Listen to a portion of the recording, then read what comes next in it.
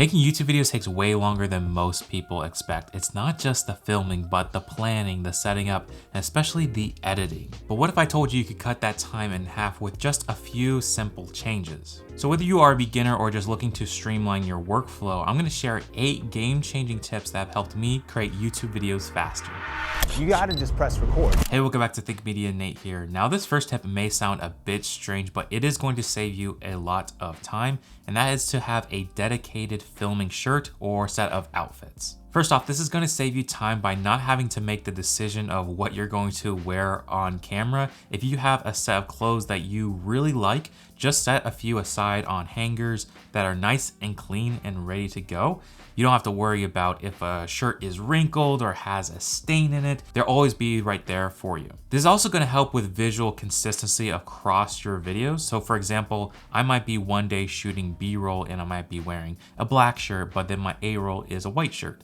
Well, if you already have a few different options, it's a little bit easier to cut the footage without making it feel like it was totally different days. So for me personally, I started to implement this as I started making more content frequently. So I keep a clean white and black shirt, plus a few different jacket options depending on what I feel that day. But planning ahead isn't just what you wear, it's also about what you say. And one of the biggest time wasters when it comes to filming videos is rambling. But really, you can cut your time in half if you just create a brief script of what your video is about, maybe a few bullet points that you want to hit, and this will help you keep focused and on track. I like to think of the scripting phase as editing before I even shoot my video. And I really like the scripting phase as it allows me to really imagine what the video will be like and remove things that I know that are not going to be as valuable to the viewer. Now, scripting can take a long time, especially if you do it word by word. But if you are trying to save time and want to speed up your workflow,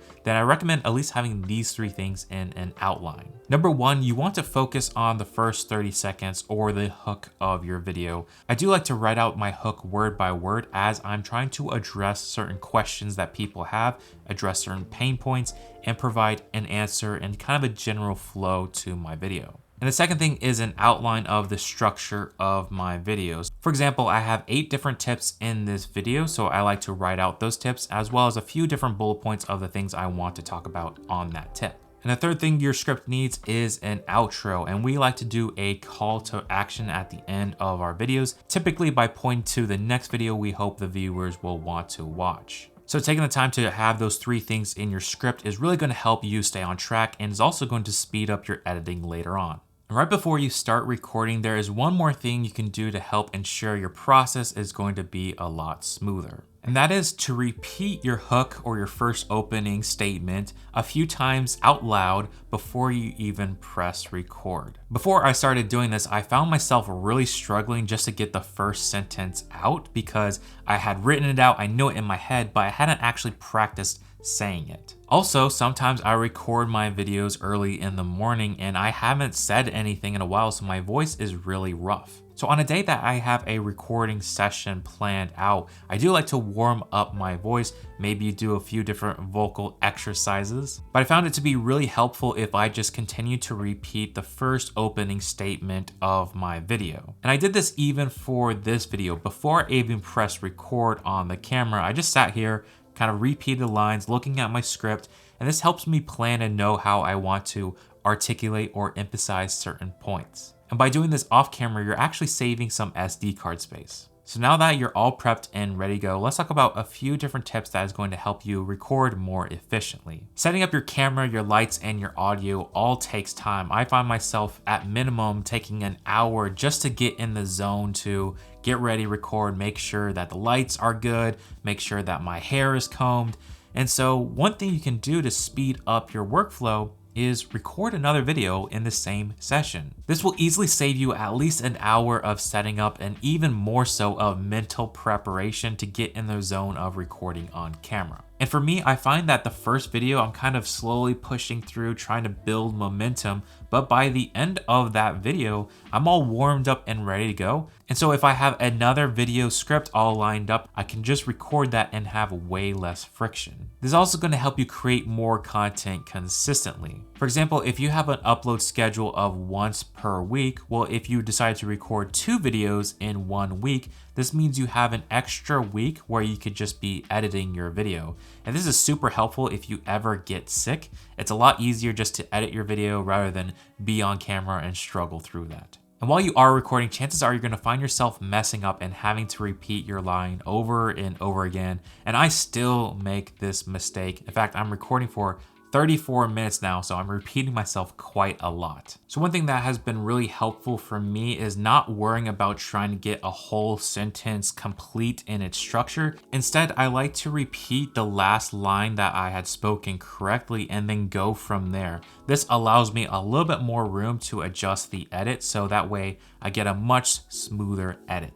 And now that we covered filming, I have a few more tips when it comes to editing as fast as possible. And one of the fastest ways to cut down some of your editing time is to let AI do some of the work for you. One of my favorite AI tools when it comes to editing is today's sponsor, Gling. Anytime that I'm editing a new video, I take my A-roll and upload it to Gling, and Gling is going to automatically remove the silences and the bad takes from my video. This tool literally saves me hours of editing on each video. Instead of having to listen to my mistakes over and over again, I just press a button, go grab some coffee, and by the time I get back, it's pretty much edited for me. Plus, you can edit your video more like a Word document, which is so much easier compared to listening through your video over and over. From there, you can export your video as an MP4, or you can even export it out to an editing program like DaVinci Resolve, and I have all my cuts there that I can actually go in and adjust if I want to fine tune it. Honestly, Gling has been the tool that has saved me hours on each video that I make, so if you want to get started for free, check out the link in the description down below.